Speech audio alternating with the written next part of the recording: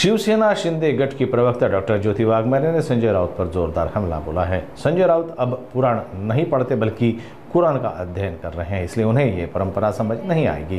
Doctor Waghmare यही नहीं रुकी, उन्होंने कहा कि रावण के पास शूर्पणखा होती है और उबाठा के पास संजय राउत, लेकिन इस राजनीतिक शूर्पणखा का नाक जनता आने वाले चुनाव में जरूर काटेगी। ज्यांच्या बुद्धीची बत्ती विझलेली आहे आणि जीभ कुजलेली आहे अशा संजय राऊतांनी दिघे साहेबांच्या फोटोवर आक्षेप घेतला। पण दिघे साहेब आणि बाळासाहेबांचं नातं हे गुरु शिष्याचं होतं हे त्यांना कसं कळणार?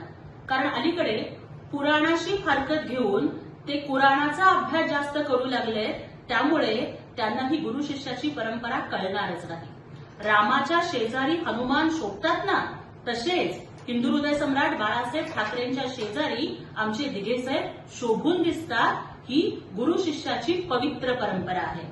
पण संजय राऊत, रावणाच्या शेजारी जशी शूर्पणखा होती ना, तसेच तुम्ही उबाठाच्या शेजारी शोभून दिसता आणि शूर्पणखेचं जसं नाक आणि कान कापलं गेलं होतं ना, तसं येणाऱ्या स्थानिक स्वराज्य संस्थाच्या निवडणुकीमध्ये महाराष्ट्राची जनता तुमचं राजकीय कान, नाक आणि जीभ सुद्धा कापून काय करते हे तुम्ही लवकरच बघाल।